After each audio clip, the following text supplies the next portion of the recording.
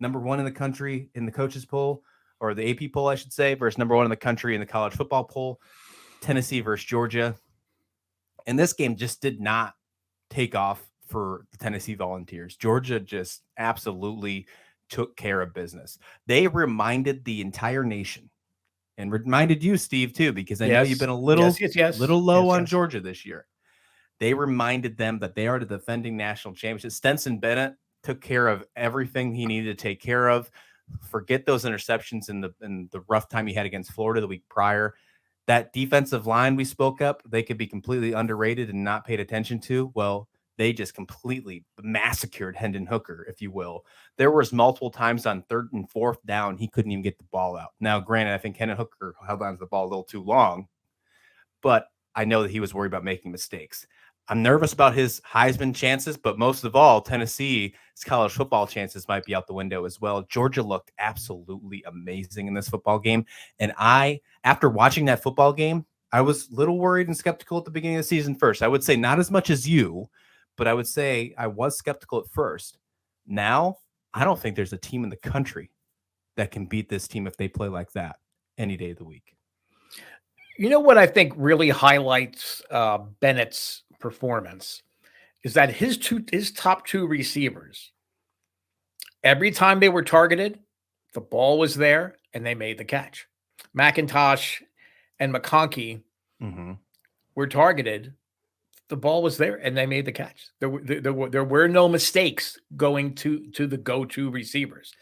That tells you a lot.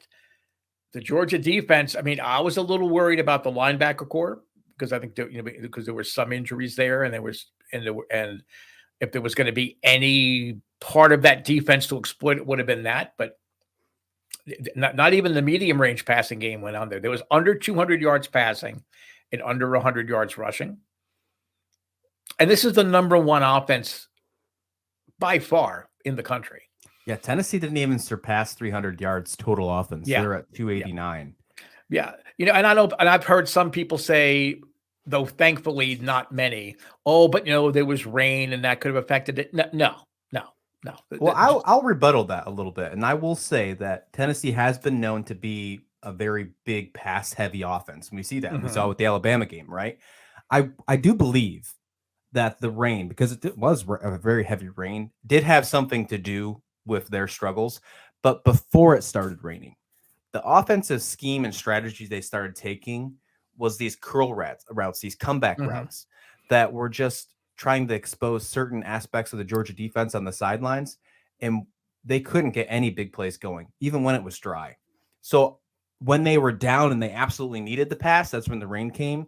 And that's when Tennessee struggled because they just couldn't get the run going at all. So I think there was an issue with the rain with Tennessee.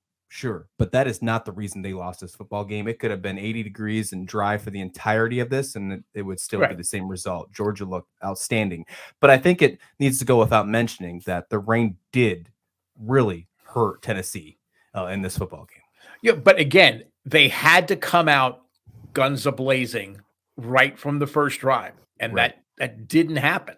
No. So the fact that it started raining later in the game, the second part of the ball game, okay, that's unfortunate, but the bottom line is you absolutely did not get the job done early in the game. So if you're not getting the job then, you can't say, the Georgia boosters somehow had, a rain dance done. They're controlling the rain. So that's why, the big money boosters, that's why, it's not that. Okay, Tennessee just did not play Tennessee football. I think I don't want to say they were tentative. In theory, liked the idea of going to those curl routes, and I thought there would be some more over the middle short range passes as well. I like it in theory, but if it wasn't working the first couple of drives you tried it, then you need to go back to what does work, and you throw it downfield and you take chances and you try to open up the running game a little bit. But Georgia was just not going to allow that to happen in this game. Yeah, now we see Georgia as the only unbeaten team left in the SEC. We normally don't have that kind of conversation when we are at the beginning of November, but here we are. And after watching that game, I mean, We both went on record on Saturday thinking Tennessee could beat that game. It seemed like the stars were aligned. They were a -9 favorite or -9 underdog, just like they were in Bama. They were on a hot streak.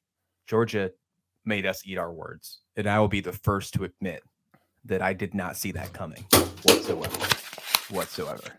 There it is.